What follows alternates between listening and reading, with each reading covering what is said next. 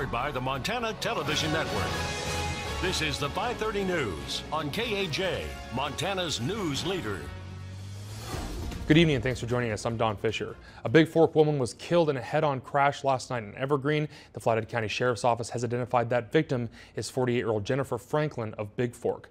Montana Highway Patrol troopers responded to the scene on Highway 35 near mile marker 49 around 6 p.m. Trooper John Underwood says Franklin was traveling eastbound in a 2002 Chevy pickup when icy roads caused her to lose control of the truck and cross the center line into the path of a 2011 Jeep Liberty. The vehicles collided head-on, killing Franklin instantly and causing non-life-threatening injuries to the driver of the Jeep. The survivor in the Jeep is a 60-year-old Kalispell woman who was transported to Kalispell Regional Medical Center for treatment. Underwood says other causes of the crash are under investigation, but it appears that the driver of the Jeep was wearing a seatbelt while Franklin was not. You have to slow down and drive in a manner that you can control your vehicle and then wear your seatbelt. And I think it's a good possibility that this crash could have turned out differently if those two things would have been done. And the crash caused total blockage of the highway for about 3 hours last night. The body of a missing Polson man was found this afternoon. 26-year-old Kyle Butterhoff was reportedly missing by his family Friday afternoon. Today, Kyle's mother tells us that his body was found at the bottom of the SKQ Dam near Polson. The Lake County Sheriff's Department has been searching that area since Sunday after Butterhoff's car was found in the SKQ Dam parking lot. His body will be taken to the state medical examiner's office for an autopsy.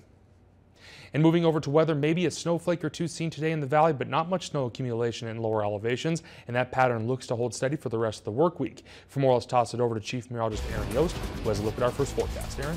Yeah, we're going to see these off and on snow showers, maybe even some rain mixing in here by the latter part of this week over the next few days. And with that said, our best chance of any accumulation should come tonight into tomorrow morning. Right now, there's really not a ton out there. We are seeing not a lot of radar reflectivity across northwest Montana, but I will tell you it is snowing here and there. We're seeing some scattered snow and ice reported on area roadways, especially in the eastern side of the Flathead Valley, Flathead Lake, even onto 83. We are going to continue with this active weather pattern for the immediate future. I've got all those details coming up in your full forecast in just a bit. All right, thank you, Aaron. A concerned parent reached out to MTN inquiring about a school threat at Plains High School last week. We spoke to Superintendent Tom Chisholm today about the alleged threat, and he told us the information that is circulating on social media is false. Chisholm told us that there was graffiti found in a restroom at the school, but nothing was out of the ordinary. He said the graffiti did not include any direct threat to the school or any individual. And he says that 3 students were disciplined on Friday, which he says may have been misinterpreted by parents in the community that had said something more serious. In January, the Flathead Valley Community College released their plan for the One campaign, a plan to build 2 new buildings to support students and the community. Recently, the college received a large donation that has pushed them over half of the $18 million goal. Longtime Flathead Valley resident Paul Wachholtz just donated $4 million to the campaign. The first building they will construct is the Library and Learning Center that has already raised $3.5 million to fund the construction. The second building is a 50,000 square foot college center that will have a performance and lecture hall, a multi-purpose activity center, an outdoor amphitheater, and an art gallery in the lobby. The $4 million donated by Wachholtz will go towards the college center, and overall the campaign has raised $9.6 million of the 18, and they hope to receive. Flathead Valley Community College President Jane Karras says it won't help only the students, but the community as well, creating more space for guest speakers and other events.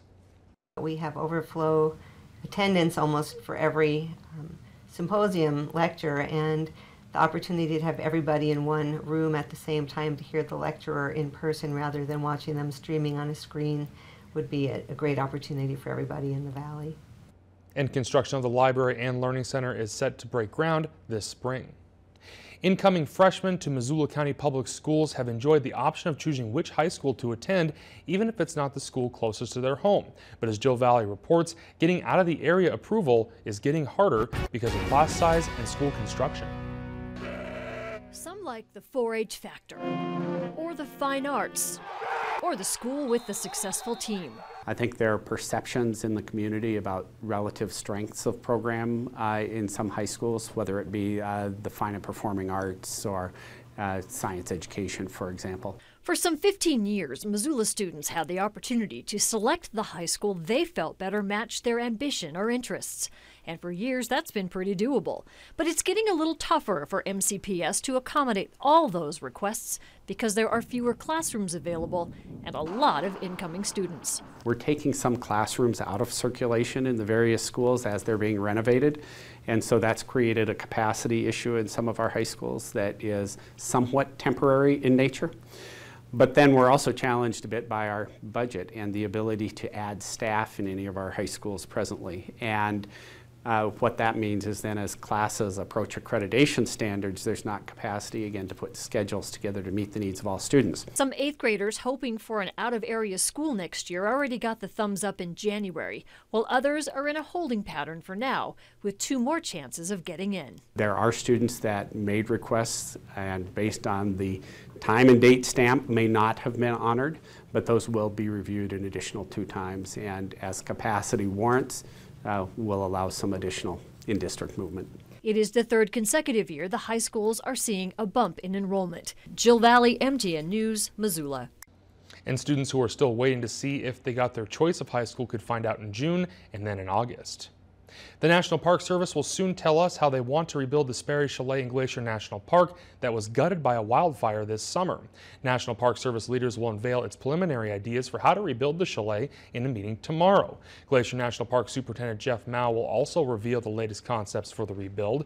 After the presentation, the public is encouraged to share stories about the chalet and offer any input on the rebuild. More than 1,000 people from every state in the nation have donated nearly $200,000 to the rebuild, and the forum is going to be on Wednesday from 6:30 to 8:30 p.m.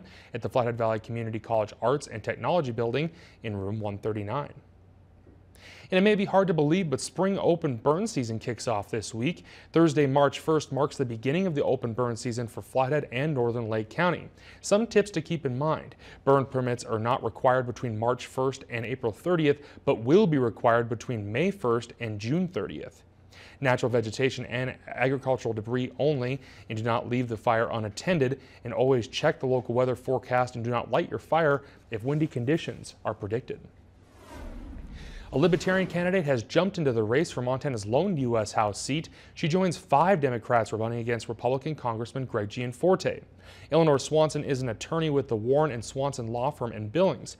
She's also a vice chair of the Montana Libertarian Party. She says she's running to make sure Montana voters have an alternative to the 2 larger parties. Her campaign will focus on 2 priorities: reducing the national debt and promoting live and let live social policies. Swanson is the first third-party candidate to file for the statewide office this year, and state Libertarian Party leaders say a Libertarian may also join the race for Senator John Tester's seat. Stillwater Christian School is a well-known place for attracting high-profile speakers for its annual fundraising events. And this year they're going for the end zone as they bring Seattle Seahawks quarterback Russell Wilson to the Flathead.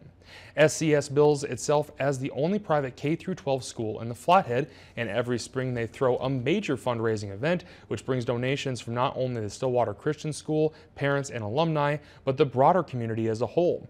The program, entitled For Such a Time as This, An Evening with Russell Wilson, is set for Wednesday, May 2nd, and in addition to hearing him speak, the event will feature a variety of other fundraising features, including a raffle of Seahawks memorabilia. Tickets for the event are already available from the Stillwater Christian School, and we have a link to more information on our website. Still ahead, Erin says we'll see some active conditions this week, and she'll break it all down in her forecast in a few minutes. And in our Montana Made series, we'll meet a man who creates custom Western boots with his own artistic flair. We'll take you to his studio in the Bitterroot after the break.